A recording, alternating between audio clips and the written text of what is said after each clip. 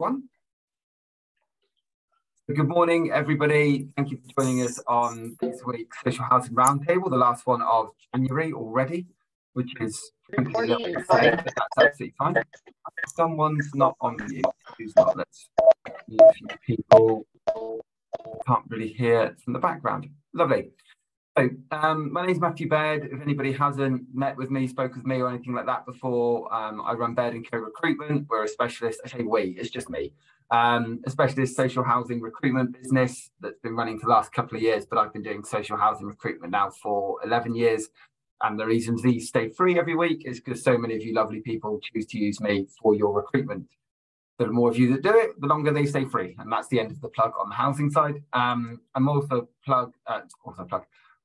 a board member for Spring Housing Association, and I'm on a number of supported housing networking forums. So if anybody does want to get involved with those, please reach out to me later. This week was a really, really interesting one. To anyone who joined a number of the roundtables last year, Emily joined us back in July, August time, beginning of August, I think it was, where we had a discussion on whether or not housing needed a compulsory qualification. And the 50-something people that arrived, and that certainly created a very interesting debate. So it's great to have Emily back with me today. Thank you so much for coming along. And it's nice to see you picked a very kind of quiet, non-confrontational topic again this time, Emily. So with that, I'm going to pass over to yourself to do your introduction bit, and then obviously start the presentation. If anybody wants to get involved at any time, please do.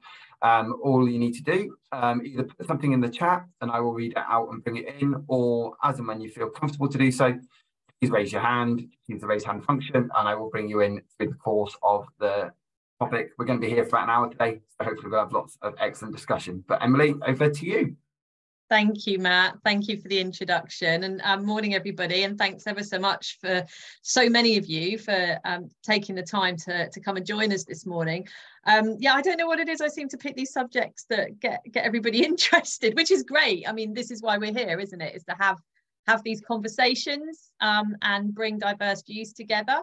And see what people think. So this morning we are talking about tenant engagement versus tenant influence. And just to give you a little bit, for those of you who haven't been to one of these roundtables where I've been co-chairing with Matt previously. So I'm Emily Orme. I've been working inside and with the social housing sector for about 20 years. Before I was in housing management, which I moved into about 5 or 6 years ago. I was a qualified barrister specialising in housing law, local government and property law. So I kind of bring that knowledge and that specialism into the sector, and then moved into housing management back in about 2017. And I've worked with various organisations. And I'm now currently chair of Zebra Housing Association, which is very, very small organisation in central London. We've got about 134 units. And I've also just joined the board of Women's Pioneer Housing as well, which is another West London based organisation with about 1,000 units. So that's kind of my background. I've done head of housing roles. I've done director of customer service roles. So kind of done the full spectrum really. And so what I'm going to do, I've got a few slides just by way of an introduction to kind of get the thought juices flowing a little bit, and prompt some questions and a bit of food for thought for people. But as Matt said, this is really all about your contribution and your views and having the conversation with each other. So please, put questions in the chat for Matt. He's going to monitor that because I'm going to be screen sharing, so my view will be limited. Or put your hand in the air and Matt will kind of feed me the names in the right order, hopefully, so that we can make sure that so far as possible, everybody gets to say their piece and give their view. So I'm now we did test this before we came in, so I'm hoping it's going to work. Here we go. All right. Can everybody see that? You should have a slide there with what looks like a really nice caffeine-filled cup of coffee in the background. So this is tenant engagement versus tenant influence. And just a little bit about me. We've already gone over that. Oh, come on, move on. So the first question really is, what is the difference? I spoke in December at the Social Housing Annual Conference near Liverpool Street in London. And, you know, one of the things that I did talk about there was the fact that I do think there is a somewhat subtle but really important difference between kind of tenant engagement and tenant influence. So I thought a good place to start really was, let's look at, what does engagement mean? What does influence mean? Well, if you go and look in a dictionary, it will say something along the lines of, engagement is about being involved with someone or something, or in our case, an organisation, in an attempt to understand it. So that's about organisations trying to understand, what do tenants want? How do they feel? What are their reactions to things that are going on? And that's fine. And so tenant influence then, again, if you go and look at a dictionary, you'll get something along these lines. It's about having an effect or an impact on the way that someone or an organisation thinks or behaves, and setting an example to follow. And it's that impact, it's that effect that I think is the really, really important difference, because you can ask tenants all day long, what do you think? You don't do anything with that feedback. It's not going to really make a difference to how tenants feel about the homes that they live in and the experience they have. So then I wanted to look a little bit more under the bonnet about, what's the difference between tenant engagement and tenant influence. And these are generalizations. So this is kind of my thoughts around what tenant engagement usually looks like on the left, and what tenant influence usually looks like on the right. So tenant engagement, it's about asking questions, you know, scale of 1 to 5, how happy are you? But not really asking the opinion piece. So why do you feel that way? Why have you only given us a 3 out of 5 instead of a 5 out of 5? It's about putting together a very limited number of choices for tenants when asking for input on service design. And it's about, you know, you can have tenant groups that you might go out to and you send all those surveys out to. Maybe you have, I don't know, an email list, maybe you have a text list, maybe you have a telephone list. But you don't actually have tenants involved in the governance structure of the organisation. So maybe there's no scrutiny panel, maybe there's no board members who are tenants. And then also you can act on the suggestions, but then you're not completing the feedback loop. So you're not checking whether the change that's been made is actually what the tenants wanted to see happen. So when you look at tenant influence, then it's about asking what tenants think, and also asking them what can be done better and how should we do it. It's about getting tenants involved. I've said, I think, actually on a previous roundtable discussion, if you look at other sectors, look at retail sector, for example, the amount of time and money and resources that they invest in getting focus groups together. You know, what colour should the packet be? What should the design look like? Here's 15 different options of taste. Try this. What is it? You know, what do you think? And they get their customers involved really early on in the process of designing something, because, you know, they want as many people as possible to experience it. And tenants in social housing are very limited by choice, because that's the nature of housing. I'm not necessarily saying that's the right thing, but that is where we are.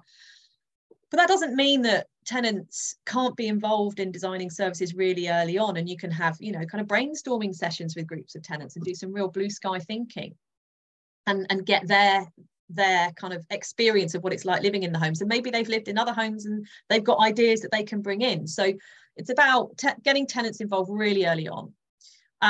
Having tenant board members, having a scrutiny panel involved in the governance structure, that maybe the scrutiny panel feeds into a board subcommittee that also has tenants sitting on it. There's lots and lots of places that you can get tenants involved.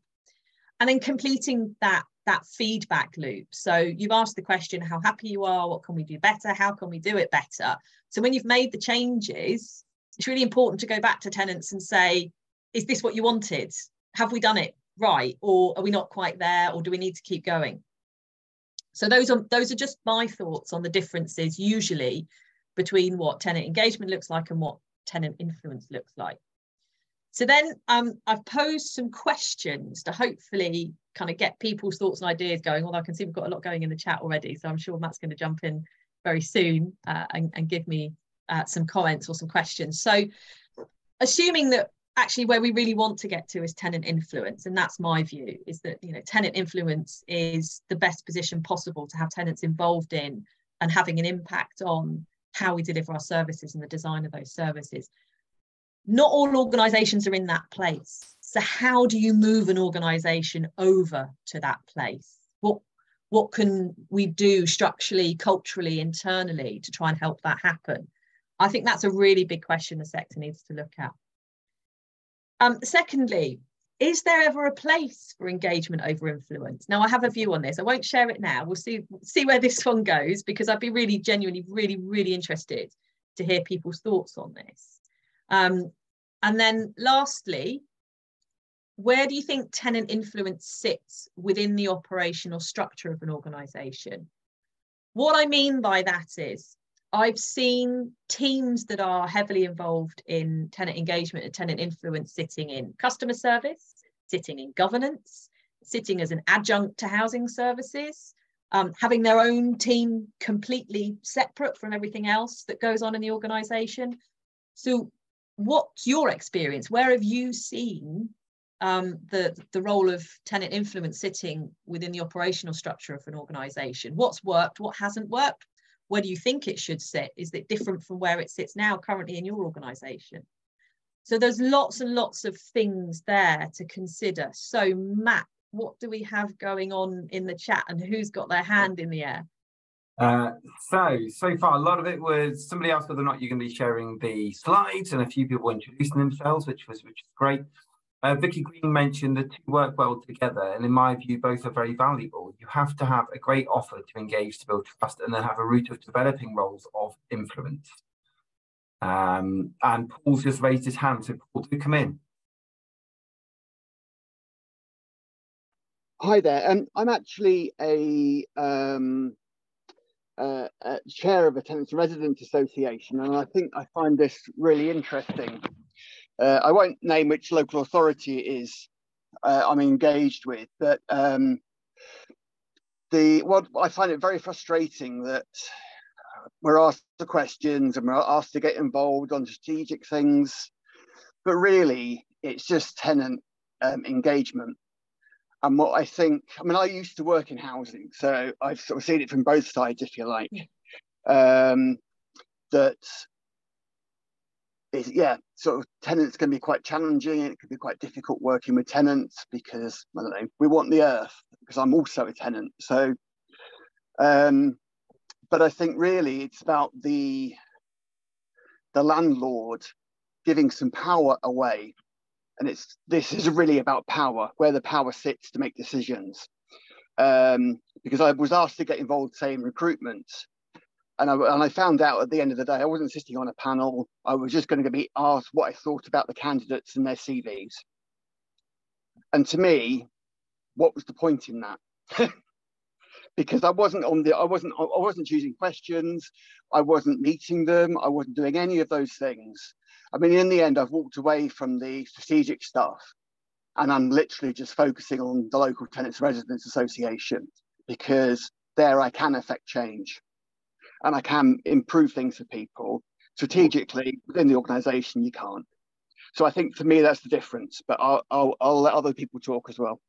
No, I really appreciate it. Naomi, what are your thoughts? No, I think actually, Paul, that you know, thank you first of all for putting your hand in the air and saying your piece. But the point you make is a really, really good one, and that is that some organisations do say we are involved in tenant engagement, we are involved in tenant influence, and we, you know, we'll bring tenants in and let them have input into the things that we're doing. And they say that, but then the reality of what actually happens in the way that things are structured, and it sounds like this is what your experience was, Paul, is that it's not genuine. So, and then that means there's a disconnect between really understanding what tenant influence and involvement in an organisation is. And, you know, tenants can sit on interview panels. I've done it. The last recruitment I did, it was a really close run thing between two candidates. And I turned to the tenant and said, well, which one did you score more highly? And that was the person that got hired. So there are ways that tenants can be genuinely involved in influencing the decisions that go on in an organisation. And it's just really, really, it's disappointing to hear that you've had that experience, Paul, and that ultimately you felt that you've had to step away from that strategic piece that it sounds like you really wanted to be involved in, and you had something to bring to the table as well. But, you know, also pleased to hear that you're still involved in the Tenants Association, because you've identified that that's where you can have some real impact. Yeah, no, just I mean, it might sound patronising, but I think actually local authorities and landlords need to be braver and let tenants have a real impact on the things they do and actually have that influence. But I'll let other people talk anyway.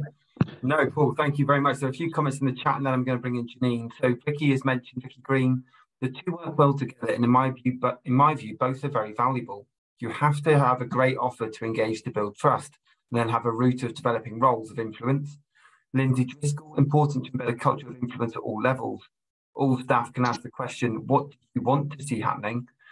And Anna Henderson, I think the co-design principles are widely acknowledged as valuable, but either under-resourced or limited in reach. I'm going to bring in Janine and then go to the rest of the chat in a moment. So Janine, over to you. Thank you for coming over today. Yeah, so I'm also interested in both Emily and Paul, from what you've said, how we actually get more residents and tenants involved, because we have an insight committee at Futures, and they are very actively involved in decisions and policy changes and different things that we have. You know, without naming specific things, I know of different things we as an organisation have looked at doing, and we've gone to the Insight Committee. They've come with ideas or points of view that we haven't necessarily considered. We've gone back, changed it, gone back to them again. We've gone back around that cycle until that committee of people is happy with the changes that we were thinking of doing.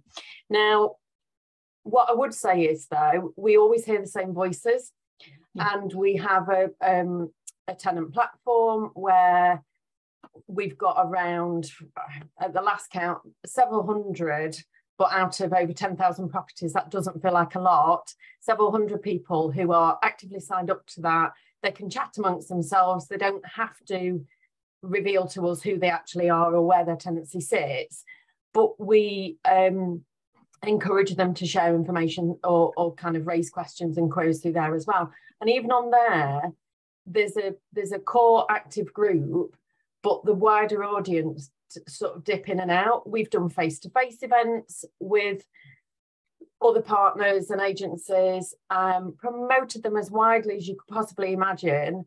People don't come.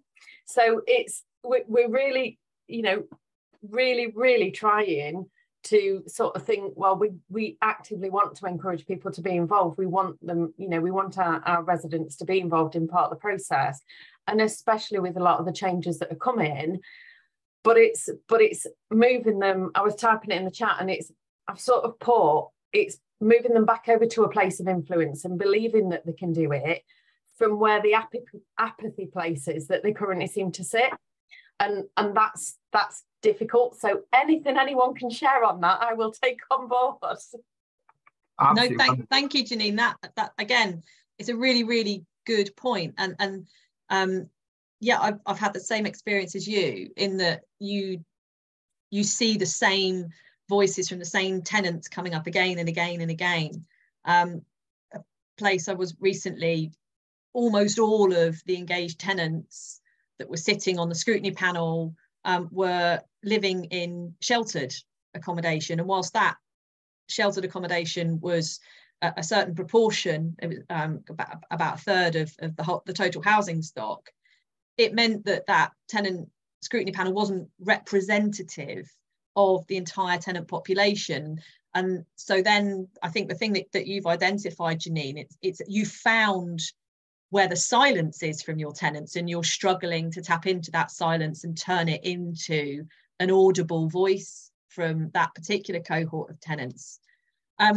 One of the ways I've seen that particular challenge dealt with has been around completely reframing the way that organisations engage with their tenants. And I'm willing to bet that most organisations will say, well, we're going to have a tenant forum, or we're going to have a scrutiny panel, and you're all going to come to our offices and you're going to sit in our conference room and we'll give you tea and coffee and biscuits and sandwiches or whatever. But it's very much, you have to come to us. You have to come and sit with us and do it the way that we set out. My challenge would be to flip that on its head, and for the organisation to go out into the communities where tenants live.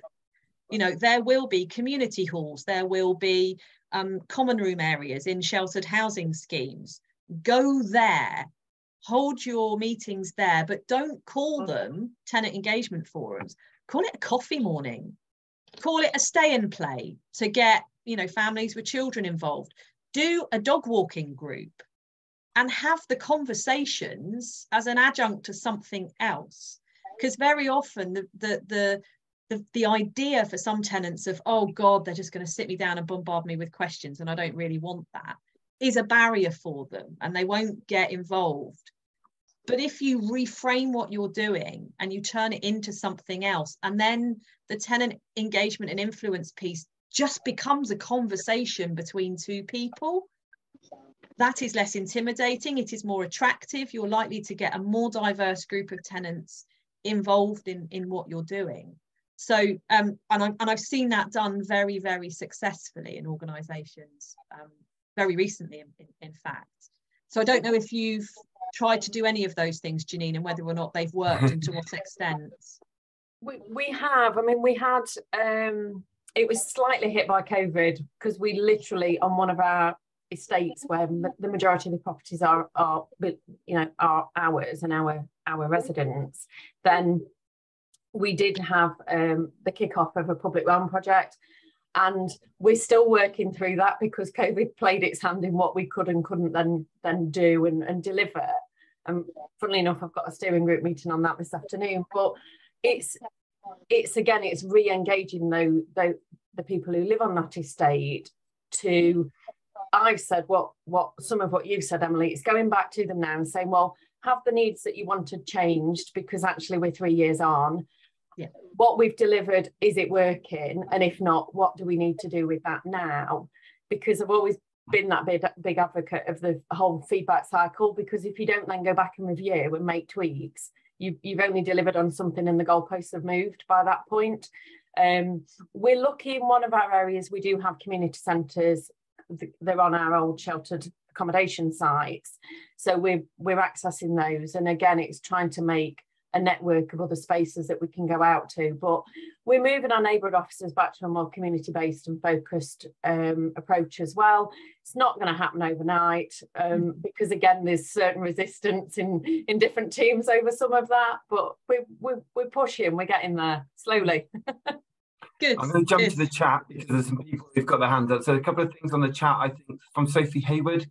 I think implements and engagement sits across various teams and departments. In terms of informal engagement, consultations over improvements, to formal engagement, Section 20 and residents being involved in various service improvement groups, whether it's regarding repairs or asset management or daily housing management functions. Everyone has a part to play in allowing residents to influence services. Rachel Henny-Jones, I think culture from the senior management is of vital importance to ensure that tenant influence is critical to the organisation. Without it, it won't trickle down to the officer levels. The recruiting on the basis of co-production, mutuality and values, and that point about recruitment, I definitely want to come back to later. So I completely agree with Paul. Colin Mann dropped me a message. I was interviewed with staff and then a panel of residents whose views really contributed to the decision. And Diane Carney, it's about linking the engagement piece, e.g. feedback and opinions, to decision making, and showing how and where the engagement is made has made a difference to the decision that's been made. Emily, before I bring Ethel in, are there any more slides you want to show before I close down the presentation? Were there any more parts? No, I run through all of the slides. I had them up just for as a reminder for the 3 questions that I'd sort of posed at the end. Interested, I just wanted to pick up actually on one of the themes that you mentioned in some of the comments that are coming through on the chat there, about how important it is to get the leadership involved in setting the tone and the vision for how organisations speak to tenants and get them involved and give them that influence. There is a whole piece there around, you know, the shadow of the leadership and the culture of an organisation being set from the very top down. And because if you don't have the leadership on board with something like this, you know, how can you ever hope to persuade the teams that sit under those leaders to do the right thing by the tenants and listen to what tenants are saying and get them involved? So I think that was a really important point. I just wanted to draw that thread out a little bit. Yeah, absolutely. Ethel, I'm going to bring you in. I'm going to go full screen. So I'm just going to move that one to there. Ethel, let me bring you in. Hi, Matthew. I'm actually not Ethel Fosu. I'm Samantha Gibbs, her colleague. So, oh, hello. Well, hello, Samantha. I thought for a second I mispronounced your name. I was really sorry. I had to be honest. So it's just really interesting what everyone's been saying so far. My experience of resident engagement, I've been on there for, in housing for about 20 odd years now. I've had the best of the best and the worst of the worst. But what I have found, which tends to be a pattern, is the politics, what come behind that, i.e. you've got certain residents who they believe in their own self that they are the only influential ones in their community. They're the mouthpiece, and they actually hinder as opposed to develop other residents into engaging with organisations. Also, I believe you should remove the corporate influence and move it to a people's influence in order to gain trust and transparency, especially in this day and age where a lot of housing organisations are doing development and tend to do their resident steering groups towards what they're aiming for in terms of developing new buildings, etc., and homes. I found that we've kind of, for me personally, over the years, I've found that we've kind of lost that to a certain extent in certain organisations. Also diversity as well. Basically, before creating any form of resident engagement group, whatever you want to call it, identify your organisation's demographic, because there's a lot of, I mean, the organisation I work for and have previously worked for, the one I worked for previously, it had been set up for a specific community, i.e. The Caribbean community, and they tried to hold on to that value, but we've obviously got more people from various communities coming in and we need to share that more. We need to say that, yes, we are diverse, we stick to our history, but we are also moving on as well. So reaching out to those underrepresented groups, the disabled, the, you know, accessibility, basically. Those ideas about dog walks, thank you, whoever that was, and using community spaces, I agree with that, because if I was a resident, I wouldn't want to come in an office at 6 o'clock in the evening. I want to be at home eating my pie and mash or whatever it is. Also, you need to invest in resident engagement, not just invest when you want to pull in customers or for a view on should we use this space to build on. We need to be going back to basics, basically. In the good old days, a housing officer would have been attending evening meetings, and it may not necessarily be in the office, it might be out in the community hall, in the middle of an estate, stuff like that. That's how I grew up in the world of housing, old school. Also creating a resident core value as well. Actually, if you create a group, have a core value, what they can embrace, what they have created, because I believe that a lot of residents want to voice and express that, and there's so much talent in our community, but they feel that because it tends to be all corporate, that they can't step over that boundary, so to speak. So I hope that makes sense what I've said.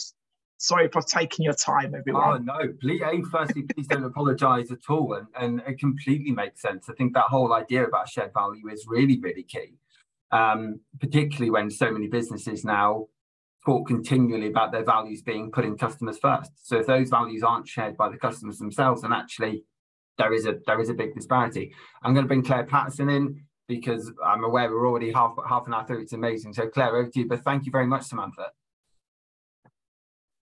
Thanks, Matt. So those of you who have seen me on here before, and those of you who know me from elsewhere, like Vicky, lovely to see you, Vicky, long time no see, will be surprised to know that I'm going to start with my favourite word and say why. I'm always banging on about hashtag start with purpose. And we're talking about the trouble that we're having to get people involved in engagement or involvement or influence. And my challenge would be, what is it you're trying to get out of it? And that would dictate how much resource and effort should go into it. Paul talking about he was, invited to be involved in recruitment, and then he actually wasn't really involved. So what was the purpose? What was the point of that? If we've got decisions that we're going to make anyway, are we looking for a rubber stamp, or are we actually looking for direction? And another thing that I keep banging on about at the moment with social housing is we know damn well where we're not going right, where we're going wrong. We know that people haven't got safe and comfortable homes where they should have.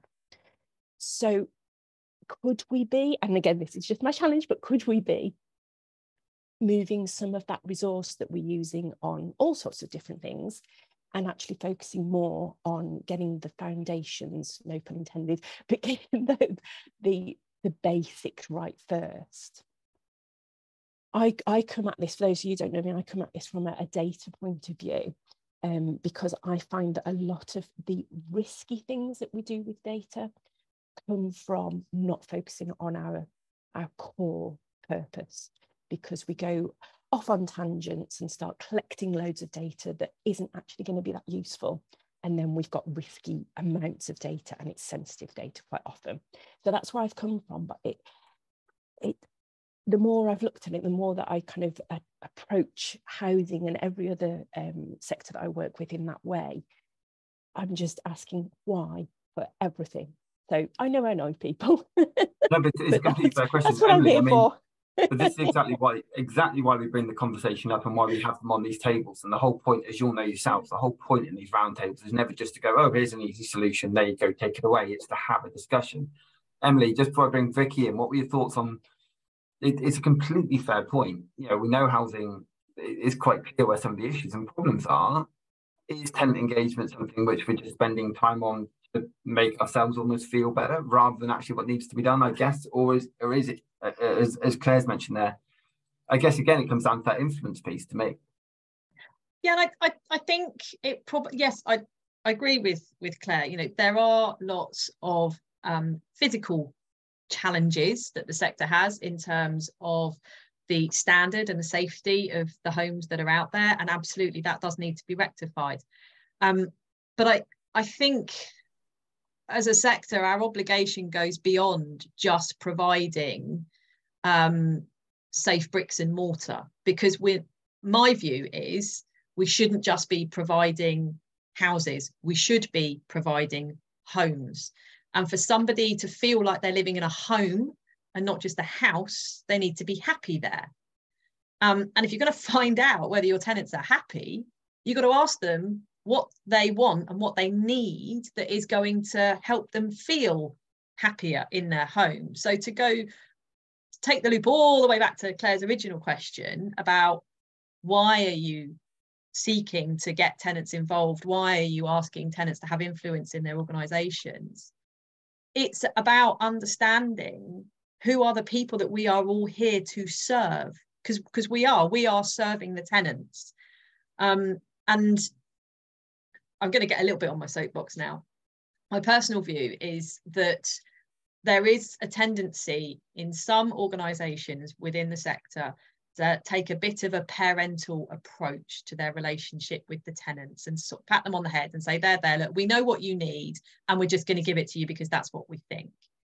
And we really, really need to move away from that. And I think even the government recognises that. Whatever you may think of the current administration, you know, they have set up the 250 strong national tenants panel in order to garner tenant views and understand what tenants are thinking. Because if you don't ask people who are receiving the product what they think of it, what's the point? You know, you're going back to the days of the Model T Ford where you can have it in any colour as long as it's black. Well, some people want it in sky blue pink, as my grandma used to say. But, you know, people want it in red or yellow or green, or there's all sorts of different variations. And people need different services and need to have services designed differently to go along with that, because tenants are a diverse population and we need to embrace that diversity and meet it on a level and provide the services with equality and equity and include people. So that is my why, I think, and other people may have different whys, and I completely recognise that. I'm just kind of, I'm responding to what Claire said with kind of my own. No, and I really appreciate it. I've always wanted this to be a very open discussion, and there's lots going on in the chat. I'll jump to it in a minute, but Vicky Green, I'm going to bring you in. So nice to have you with us today. Oh no, it's great to be here. Yeah, I think there's a couple of points I wanted to pick up on. I think Claire's point around why is absolutely, whenever anybody commissions us in the business, which I would like to flip on its head at the moment. So when the business decides they want to have engagement, I'd like that to be the other way around. But anyway, the first question I ask them is why? Why am I bothering, and why should customers bother to actually even be engaged if they're not going to have real influence over what it is you're doing? So help me sell this. You know, that's the first thing we always ask. And I think the other thing that I've kind of learned over the time, I think, is that actually we need to stop really, we need to challenge ourselves on this thing around actually keeping people engaged. You know, everybody has busy lives, and actually we need to be offering customers and tenants a really flexible way of engaging with us and influencing. Do you know what? If they turn it to one thing and have actually influenced something and gone, do you know what? Let's celebrate that. Let's not get ourselves caught up in really establishing panels and groups. Let's keep a really fluid and open approach to it so that people can come along, dip in and go away. They'll come back again if they find it really helpful and useful. So I think we need to really kind of shake ourselves up about actually why we really kind of fixate on panels and groups. Sometimes it works, but actually let's just sort of step back from that and really think about actually how would you want to be engaged with something if somebody was bothering you all the time, or actually if you've got an open door that you can walk through anytime. And meeting with that agenda is another one for us that we really think about. Emily was talking about those sort of coffee mornings approach, but actually we find that really helpful, having those places in communities that have no agenda. This is a place where we listen. And actually by listening, then we learn about actually what it is that we really need to engage customers in doing. And co-design is something that customers, our tenants love. They absolutely love it. But I've worked in innovation labs. I've learned, you know, I've got a background in that area as well as in housing. So actually that's really helpful for us. And I do agree that actually there should be more kind of focus on how we kind of coach people involved in community engagement, customer engagement, tenant engagement, and actually how we develop those skills. Because actually having really sort of like quick hits, really easy to kind of co-design at an entry level, working right through up to strategy, but actually it doesn't start at strategy. You have to build people's skills and encourage them to kind of follow that route and do more as they want to go along. So I 100% agree with why. Really I need to be open to that. And I think just being very open about how we offer engagement to tenants and not getting ourselves really caught up on panels. Use experience. Everybody's experience gets them through the door, and you know, and hopefully that's the way to go for me personally. I really appreciate it. And I think you've made a couple of absolutely viable points, actually, particularly as Lindsay Driscoll have put in the chat. What do you think the barriers might be for your residents? Is it just apathy? I think some residents just have no interest in. They just want a house, give them a house, make sure it's looked after, and we're good to go. Others really want to be involved, and if they want to be, then fantastic. But also, as you say, well, why should I? Because I've got involved before and nothing changed, or actually this bit doesn't interest me. There are 500 people signed up to these roundtables. I've never had more than 58 because some subjects are great for some and not for others. But everyone wants to engage in some way, but not with every topic. And I think there's a similar thing there to think with residents. Anna Henderson had put in the chat, I'm not sure that there is a mistaking of apathy for futility. Grace Ianey, organisations need to invest in and support students to ensure that residents have the skills necessary to be able to influence over what the organisation does. And Carolyn followed up with that by saying maybe sharing some of the successes you do have where tenants have had an influence on those outcomes. Success sharing isn't something housing does anywhere near enough. It drives me nuts because there's way too much humbleness from large parts of it. And actually there are some brilliant success stories, but not everyone hears about them. Russell had mentioned the WCH chip van to various areas. Up into the chips and chat, very similar to the coffee morning. Again, just finding other ways to just talk. And Sarah Russell, it's not the long-term engagement route that you might want, but it is good to have a conversation with people sometimes just to find out what's going on.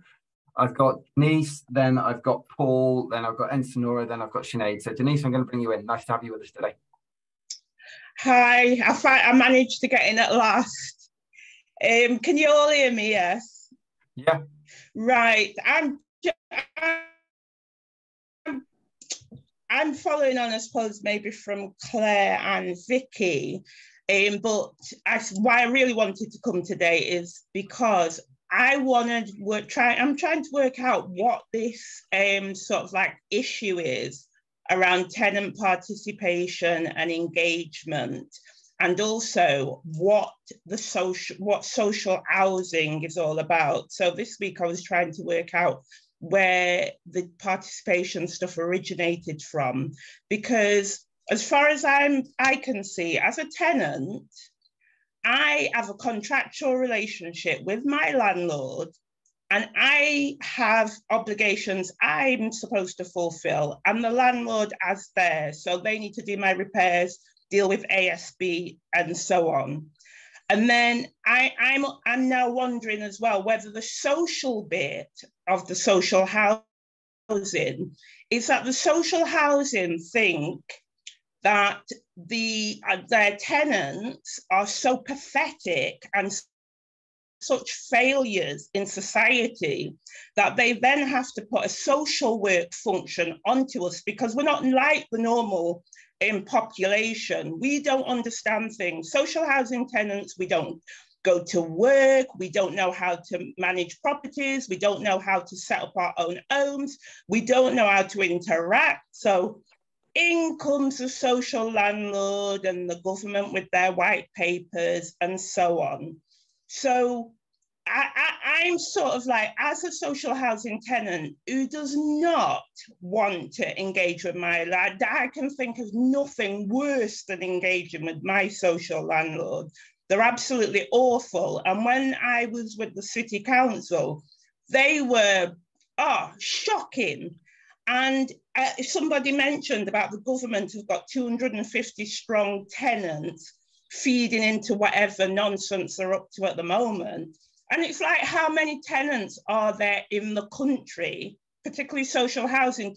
Asking 250 tenants is not representative. But I'm just wondering whether, I believe it's about maybe 96% of the tenants actually work, whereas somehow I get the feeling that people think 96% of the tenants don't work and go drinking and this, that, and the other. So really, we need to be engaged and to participate with the social landlord to make us better people and also to make you better landlords. Whereas as a social housing tenant, what I'm thinking is that the sector needs to participate in training themselves, developing their own competencies. So they need to shift the focus. And the first people I would think that you should be engaging with is your contractors, your repair teams and whatever, that rip you off, do the amount of money that's wasted. And then secondly, maybe learn how to deal with antisocial behavior. Once you've demonstrated to tenants that you actually know what you're doing, maybe we can participate or even feel the need to interact with you. And the other thing I wanted to say is we do engage with you. We ring you up for repairs. We contact you over issues on the estate. We put in complaints. What do you do about it? basically, if we're not playing the game the way you want us to play the game, then you're not interested. And I'm not saying that's everybody. Yeah, I mean, obviously, by the sound of it, you've got a poor relationship with your own landlord, and I'm obviously sorry to hear that. And I think there's saying that, obviously, I've also worked in the job as well. So I've also worked on the estates trying to look after my tenants. And I had a bigger fight with my housing organisations that I worked with. That my tenants weren't the problem. My tenants would interact with me. The big problem we had was with repairs teams and so on. So what I'm saying is that this sort of like social housing sector looks as like it's a self-perpetuating monster that keeps going and going, and it is. I can't agree. Well, that's your opinion, isn't it, Matt? No, it is, and I completely appreciate yours. And obviously, you're saying it from the landlord that you've worked with and from your experience. And I'm really sorry to hear that. I wouldn't say it's true for everyone in this room. I think there's a lot of people in here who really want to make change, but I do agree with you completely. There are big issues with the housing sector as a whole. I haven't muted. You've gone back on mute. I'm going to bring in Paul May because there's a number of people, but I will bring you back in shortly. Paul, let me bring you in. Yeah, just a couple of things that occurred to me. I mean, I know that it's the same faces all the time is very, very true. And in my experience, sort of being then in my early 40s, I was nearly always pretty much the youngest person in the room of some 50,000 tenants. So when we had meetings, yeah, I was sort of almost the youngest. But I think sometimes it's like these meetings happen during the day when people are at work. And if you're a general needs provider, I would imagine most of your tenants work. So why are you holding it during the day? Or if you do hold it, then do you provide a creche? Because mums with small kids or dads with small kids, they're not going to go to that sort of thing because their kids are going to be running about making noise and they just think, oh, it's not worth the hassle. So it's these sorts of things that you can't do on the cheap. And there's also just the final thing, really, and I think we can consult via email or web forms or that sort of thing. But I don't know that I've ever had feedback saying, oh, we liked your comment on your web form or your email you sent in, and actually we're going to implement that. So thank you very much for providing that. It just doesn't happen. So you fill them in and you think, well, what feedback am I going to get? None. So what's the point? Anyway, I'll let others talk. No, thank you, Paul. I think there was a big disparity in terms of how different housing landlords, support, work with, engage with tenants. And it's clear from just this chat today, we've got Karen Cowan saying there that they include tenants in recruitment of all key positions. Carolyn Mann back in her lap, it takes time as we're rebuilding trust overnight, but, tenant score of each candidate is part of the overall recruitment score. And there's a number of examples in here. Nicola Wright said, I completely agree with Emily about hooking involvement onto existing community activities. Something that works really well. But as you say, that flexibility's got to work both ways. And, if we look at some of the comments that Denise made, evidently there's a frustration there at going, I no longer have any interest in engaging with my landlord because the respect has gone for them. So how to then, but clearly the landlord needs to improve. And the way they need to improve is probably by going, well, what do you find is wrong? But if they're not interested in listening, then why would Denise or anyone else engage in that? And there's that balance between the two. I had Ensenora Chung. I saw that you'd raised your hand. I don't know if you want to come in still or whether or not I'll go to Sinead. Yeah, it's just that what I was going to mention was already mentioned by two previous of your panel. One where, engagement, as your previous speaker says, that I do work as a social tenant as well. I'm speaking and I work and I study, as you know, social housing studies. When they do plan events, it's normally during the day. I can't attend because I'm working.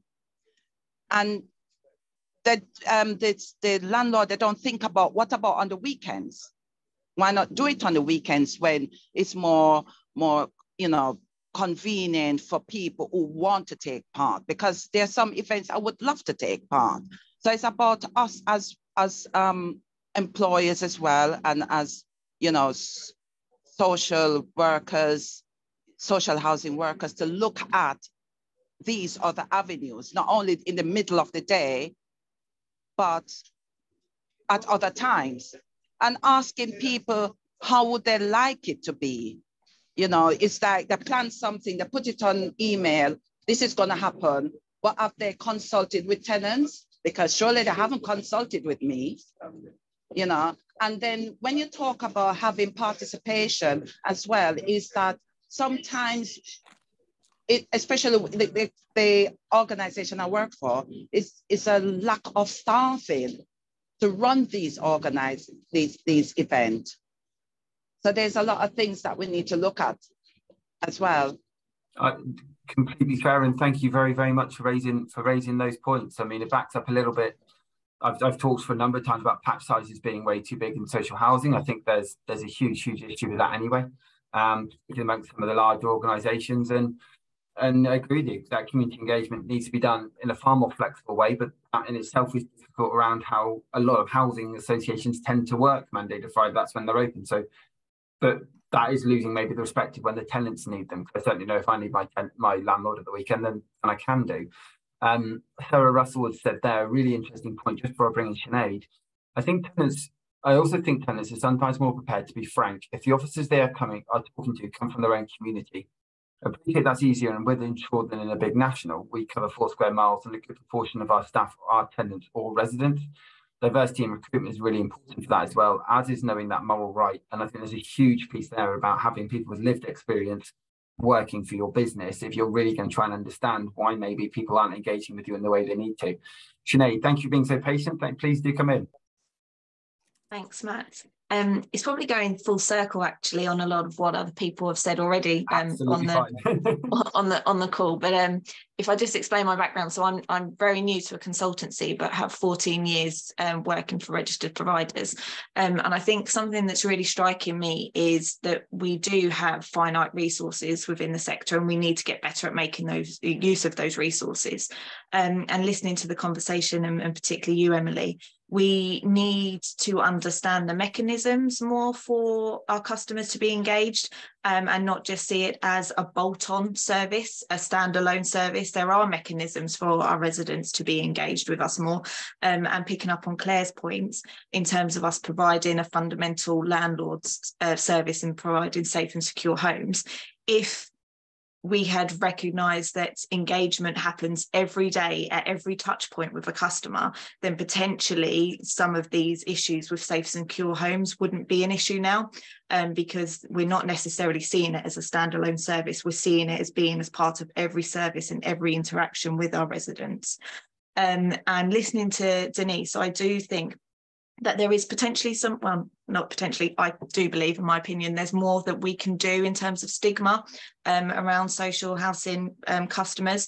And I just wonder, I'll take it forward, but it'd be good if we could have a chat afterwards, Emily, to speak to the CIH and the NatFed about the recommendations of the Better Social Housing Review, because I know stigma was touched on that, because I did complete the questionnaire that came out, but I haven't seen enough of it in the recommendations that have come out. It mentions about tenant engagement and meaningful tenant engagement, going back to your point, Claire, around why and what's the purpose. But from what I've seen, and I haven't read the report in full, I haven't seen anything mentioned around stigma.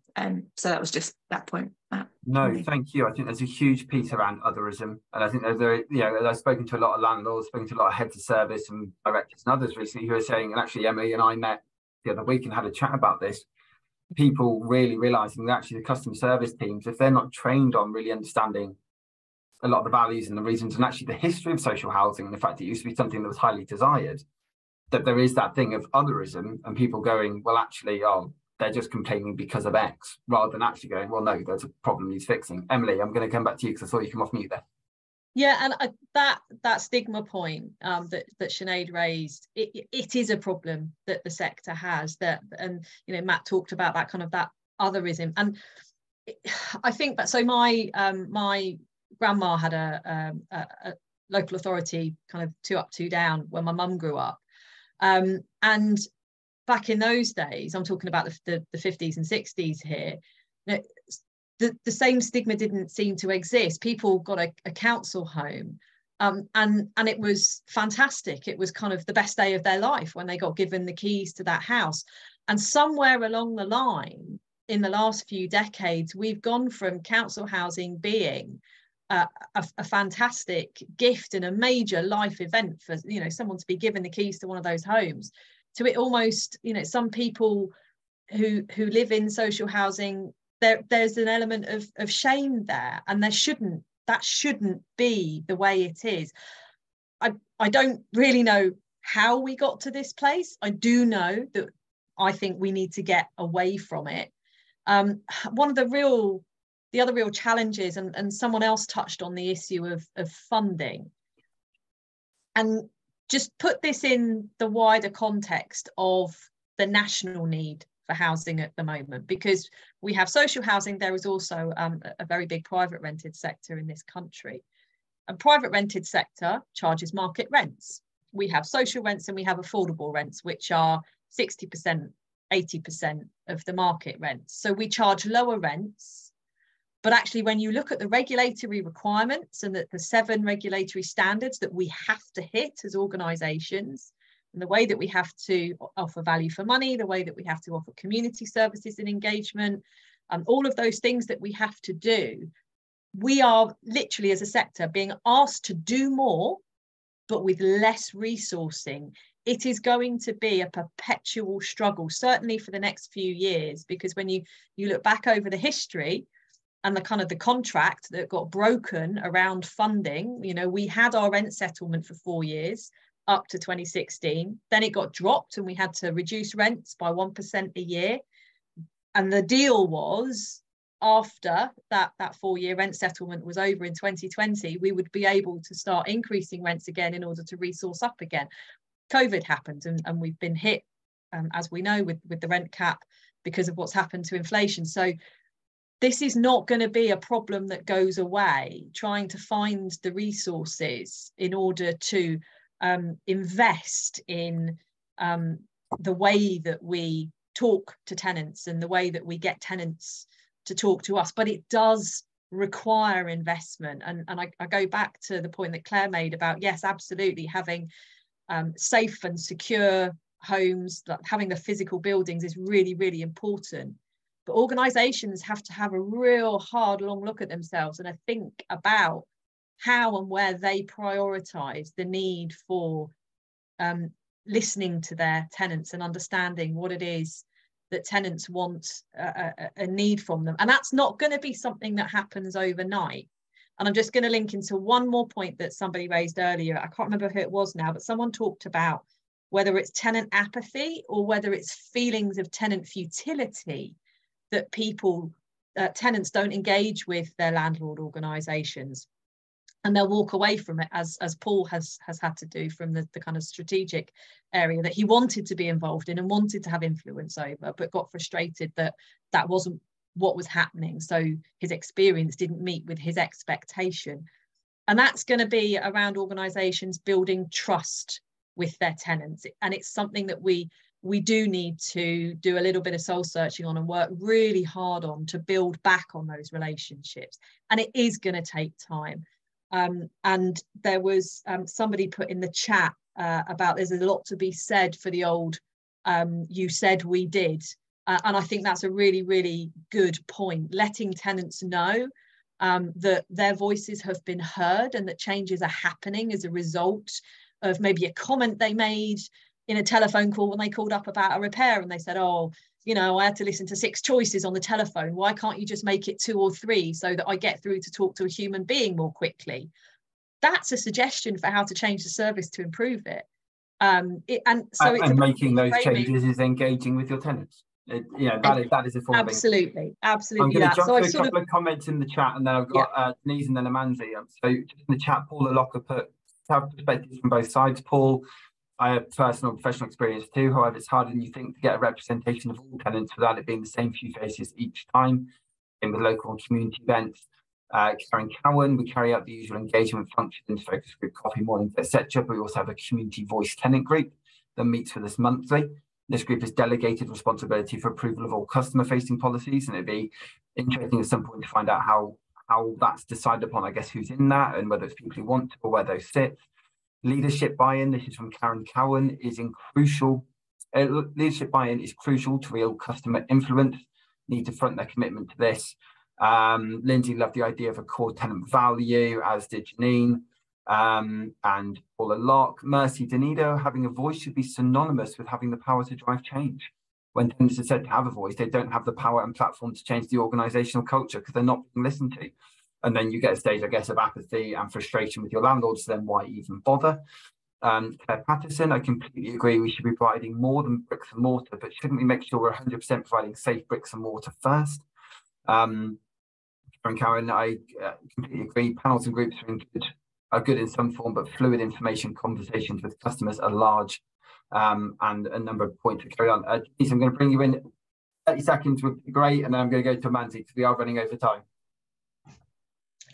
Right, what I wanted to add was that, yes, I do have a very bad relationship with my social landlord, the one that I have now. But I wanted to include in this that I did my professional housing training in the 90s, and I had a bad relationship with social housing then, in the fact that there was serious, overt racism. And it wasn't accepted that I was a postgraduate going into the sector. People made the assumption that I was a past trainee without any, it was all sorts of nonsense. So what I'm wanting to say here is it's more complicated when a tenant is complaining about social housing than just them having a bad relationship or having a moan. It's multifaceted. There are race issues, there are issues around, I learned a lot, ended up with depression and anxiety within the social housing sector. What I expected was maybe more support. What I got was almost like the stereotypical Black people are crazy and we will deal with you. And my qualifications and I didn't count. So that's why I'm saying that when you're looking at more the contractual legal side of stuff, that gives tenants, regardless of how vulnerable they are, it gives them something to anchor into.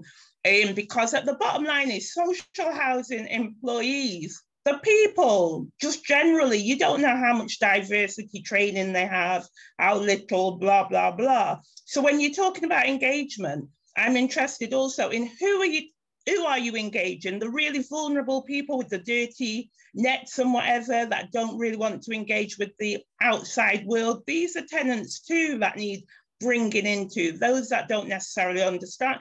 Who is it that you're trying to engage? People that are more like the social housing employees or the vast array of social housing tenants. But I just think it's not that, it's a very complex area. You're dealing with people in the world and society are very complex. You've got the traumas and different things.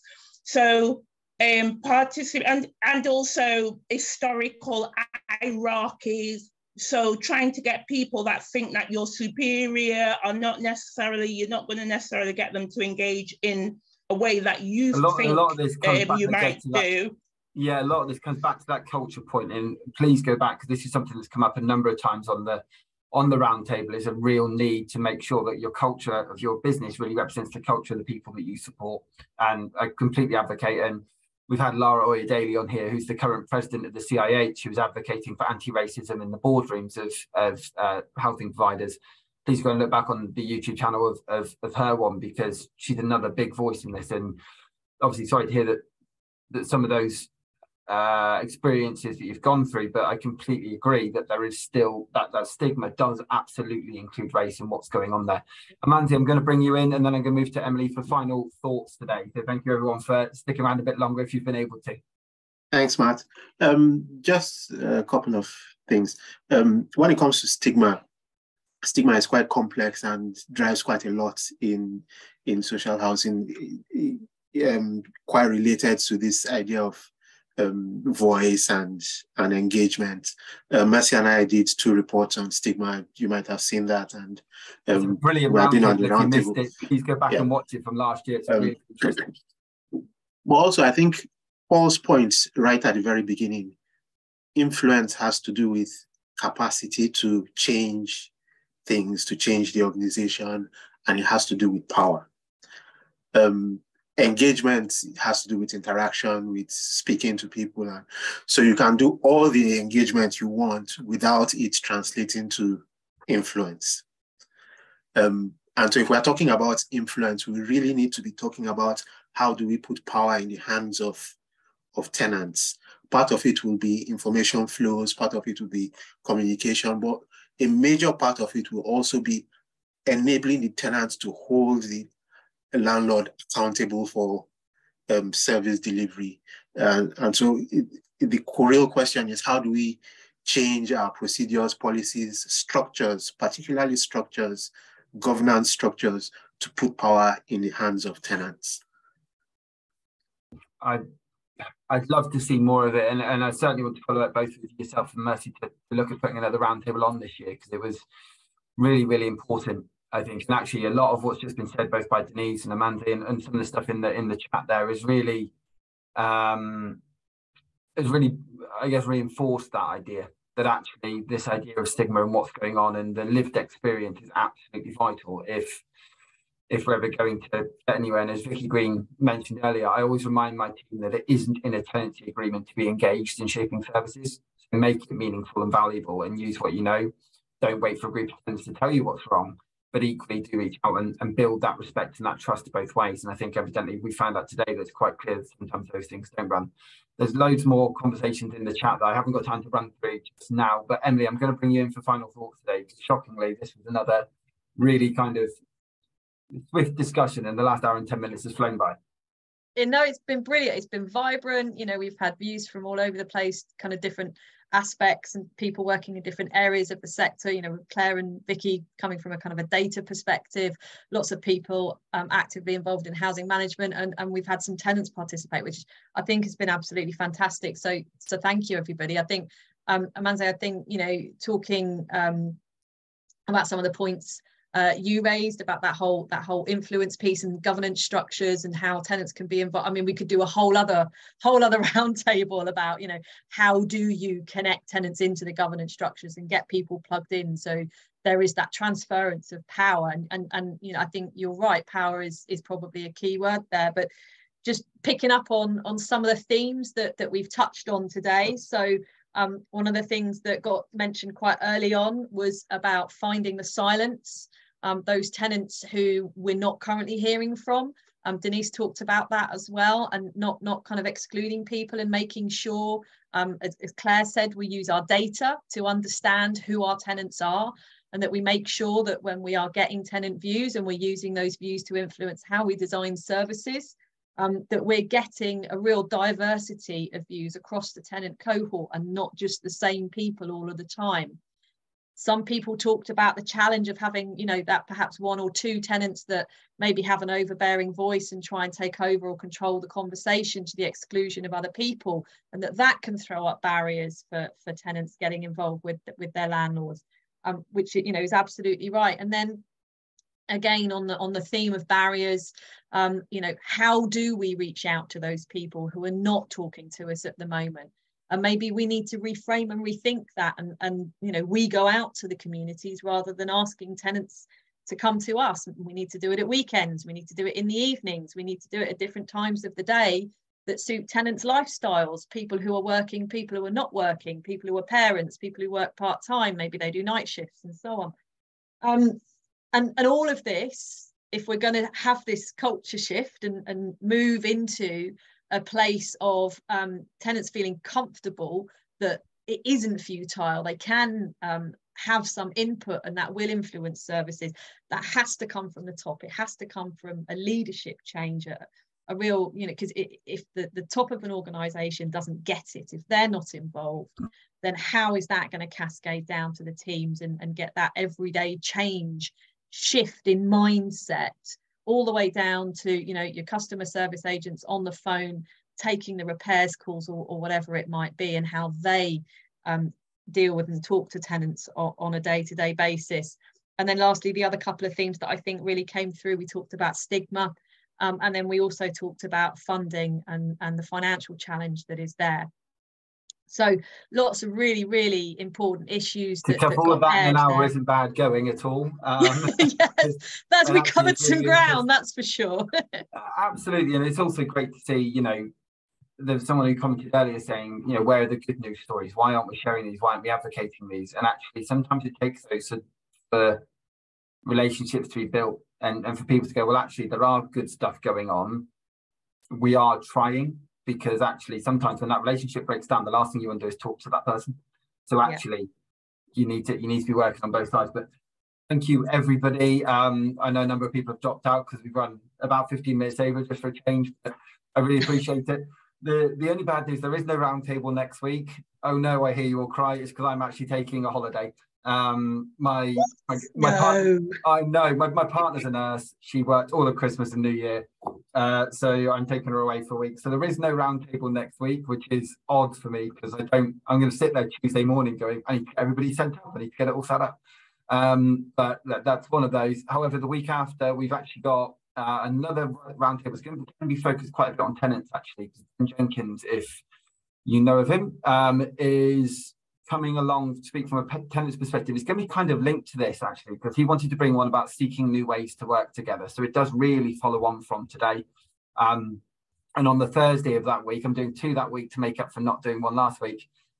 It's about the employee experience in social housing, and that was with Alison. So we'll get that all sent out. But for now, thank you, everybody. Thank you, Emily, for bringing that to the table and for co-chairing it with me, because there was a lot to manage and run there. And I look forward to seeing you all at a future event.